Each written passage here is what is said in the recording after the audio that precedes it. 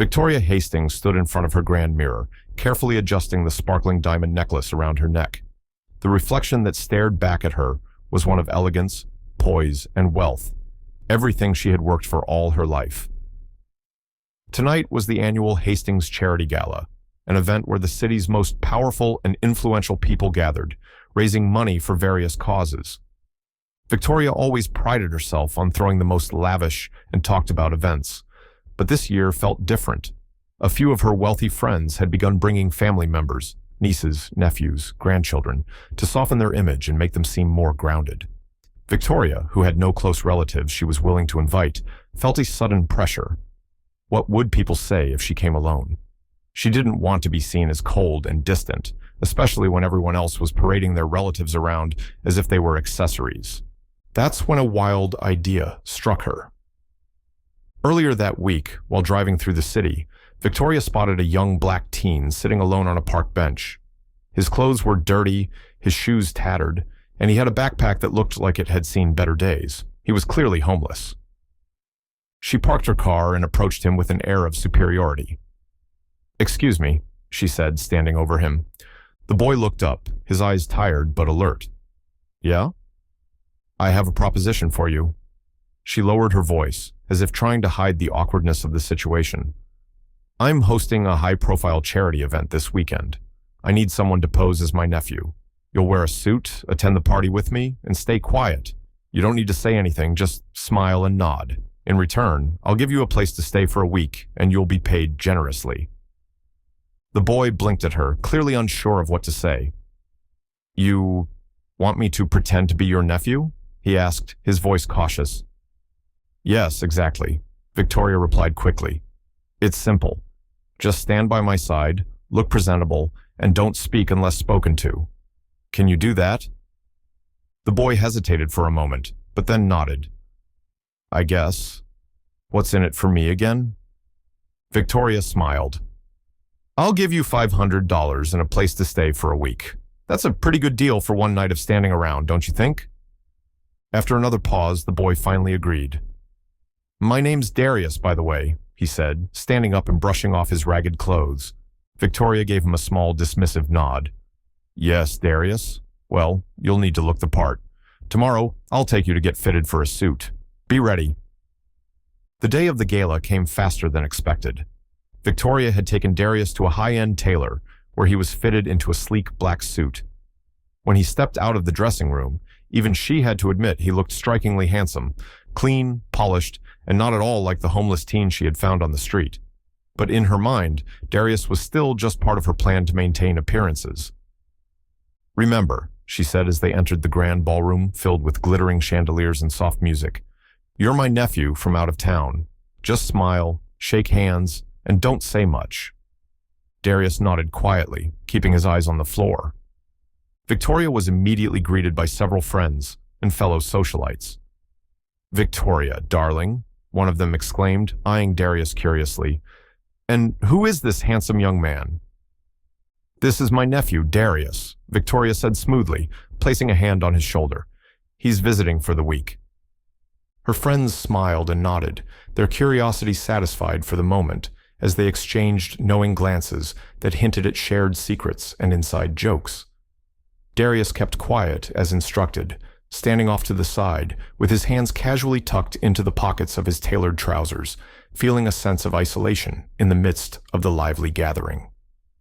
Victoria, vibrant and animated, seamlessly mingled with the crowd, her laughter ringing like music amidst the chatter of well-dressed attendees.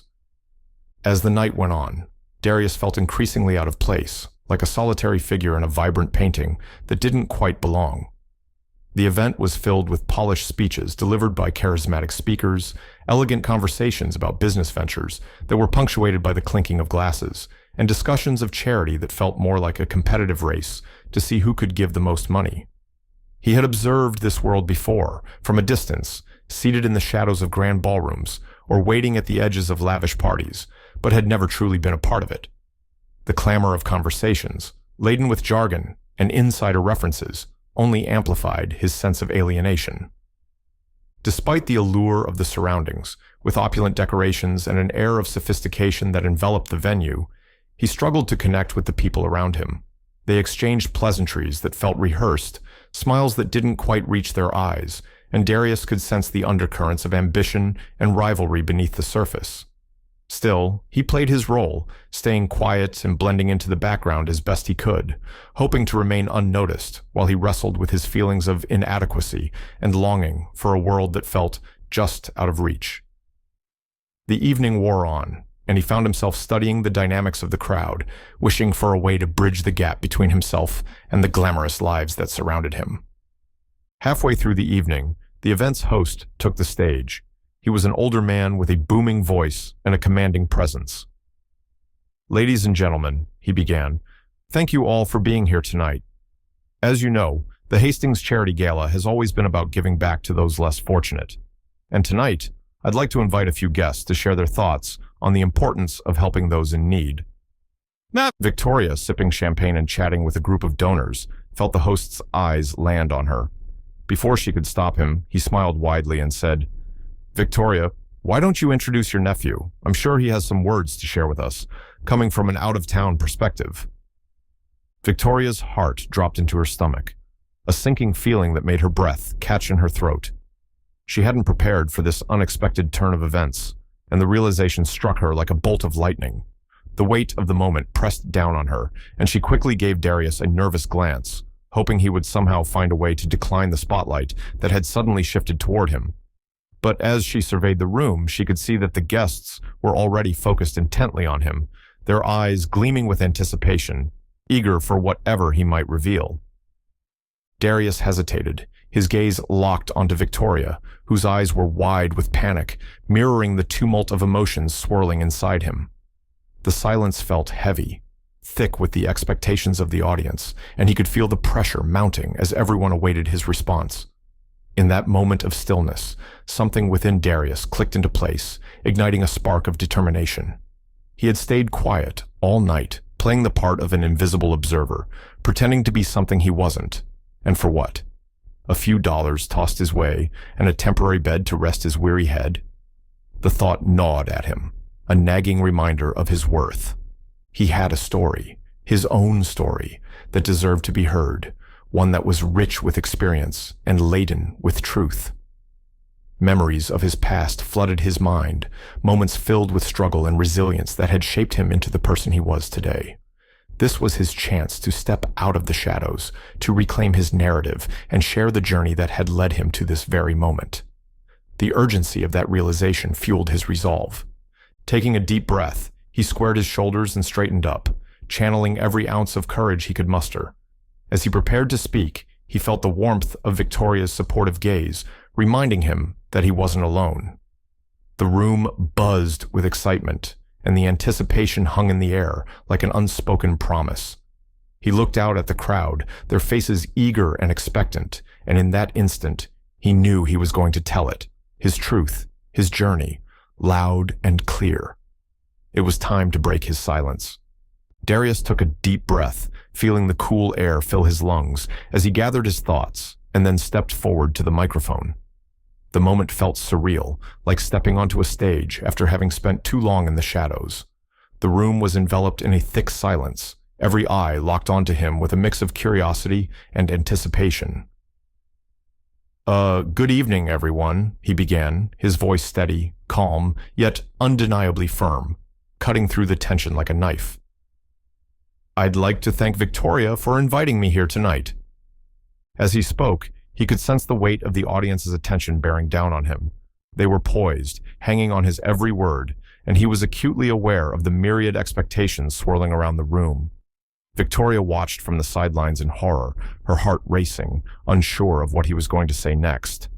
She felt a knot of anxiety tighten in her stomach, each passing second amplifying her dread.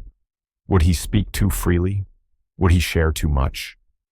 She could almost hear the gears turning in the minds of the guests, wondering who this quiet man was and what he had to offer. Darius took another breath, feeling the pulse of adrenaline quicken in his veins. He looked around the room, catching glimpses of the faces before him, some familiar, some strangers, each one waiting for him to reveal his thoughts. It struck him that this was more than just a moment to speak. It was a chance to connect, to share his perspective and his story with those who had previously only known him as a shadow in the background. He cleared his throat, the sound echoing slightly in the hushed room, and steeled himself to go deeper.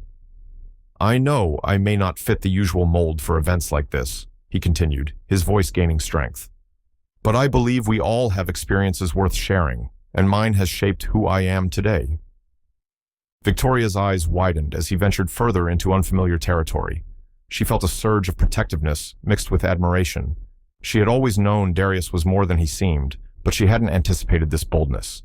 The tension in the room shifted, and she could feel the collective breath of the audience as they leaned in closer, intrigued by the unfolding narrative. Darius continued, his confidence growing with each word. "You see, I wasn't always homeless. I had a family, a home, a future. But life doesn't always go the way you plan. When I was 16, my mom passed away suddenly, and my dad wasn't in the picture. I ended up in foster care, bouncing from house to house. Eventually, I aged out of the system and had nowhere to go." The crowd began to shift uncomfortably in their seats, realizing this wasn't the speech they had expected, but Darius didn't stop. "I tried to make it on my own," he said.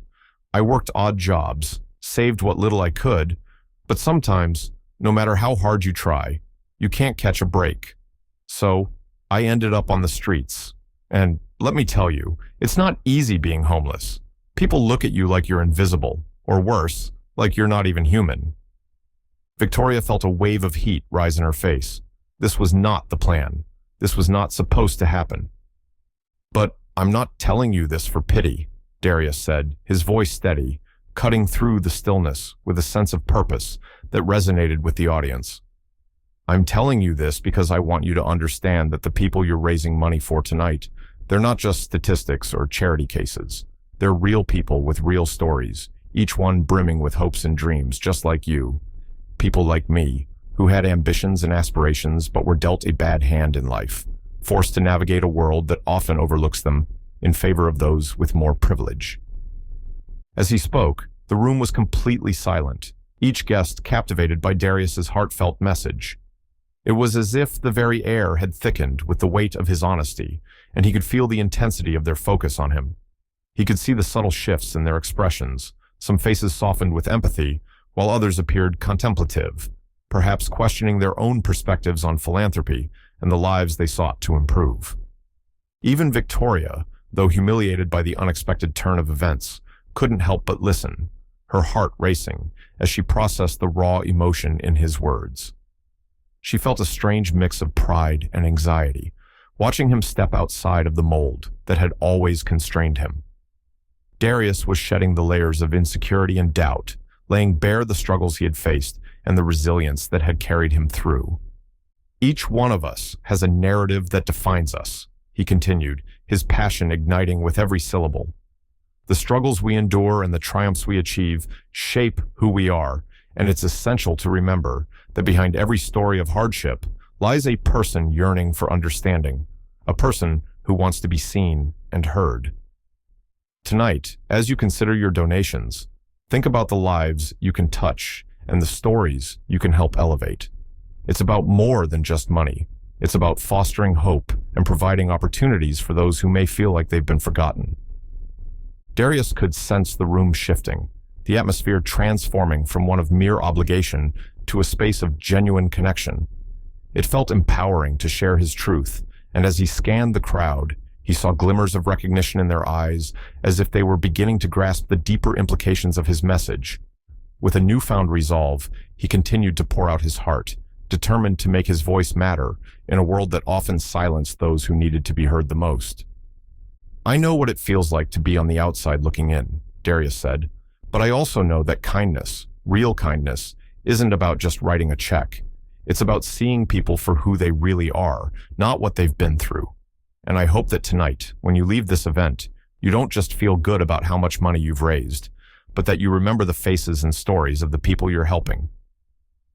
When Darius finished speaking, the room erupted into a thunderous applause that echoed off the walls, a wave of appreciation washing over him.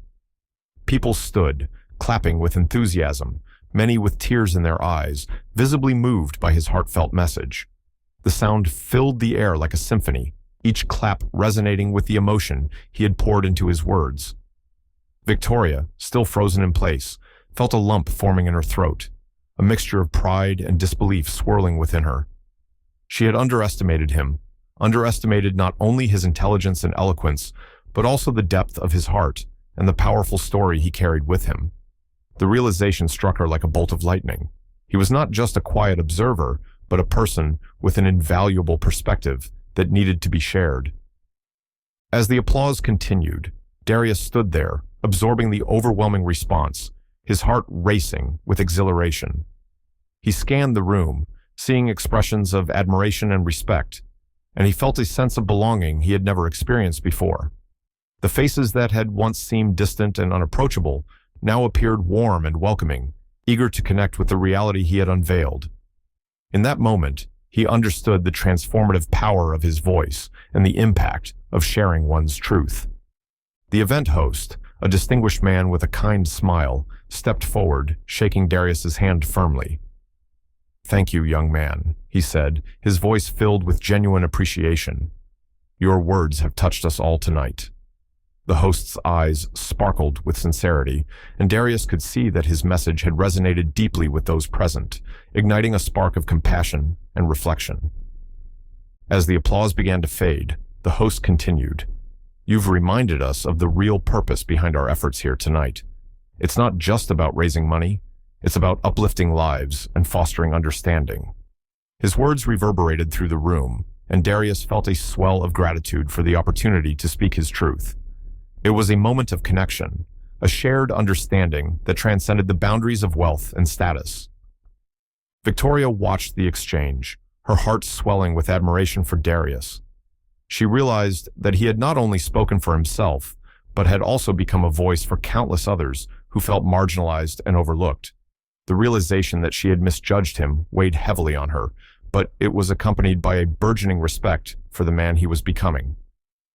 Darius had turned the night around, transforming what could have been a mundane charity event into a meaningful dialogue about humanity, resilience, and hope.